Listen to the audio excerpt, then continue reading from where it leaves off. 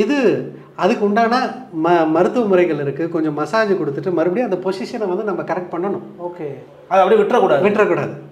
இது அப்படியே விட்டோம் அப்படின்னா அது வலி தொடர்ந்துகிட்டே இருக்கும். சில டைம் நம்ம பண்ணுற சின்ன சின்ன எக்ஸசைஸ் மூலமாக, யோகா மூலமாகவே நம்ம கரெக்ட் பண்ணிக்கலாம்.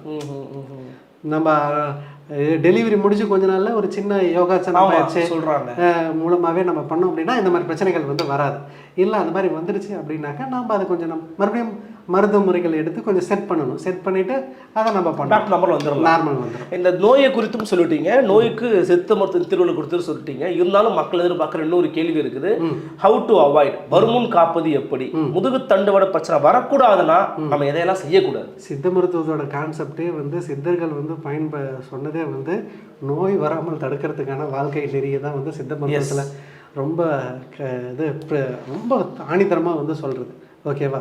அதுக்காக தான் அவங்க அந்த உணவு பழக்க முறைகளையும் யோகாசனத்தையும் வந்து அவங்க வந்து பயன்படுத்தினாங்க.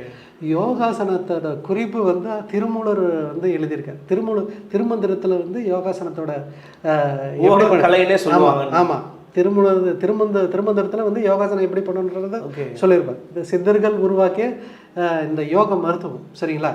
இதை வந்து இந்த யோகாசனமும் கரெக்டான உண்மை. திருவள்ளுவர் சொல்லுவார், அற்றால் அளவறிந்து உண்க, அத்துடம்பு பெற்றால் நெடிது உயிக்குமாறு. அற்றால் அப்படின்னா நம்ம சாப்பிட்டது அற்று போன பின்னாடி, ஜீரணமான பின்னாடி அற்றால் அளவறிந்து உண்க. உனக்கு எவ்வளோ தேவையோ சாப்பிடு, நீ கிடைக்குதுன்றதுக்கெல்லாம் வாரி போட்டு அடித்து சாப்பிடாத.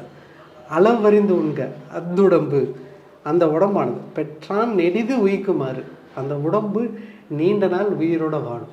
சரிங்களா?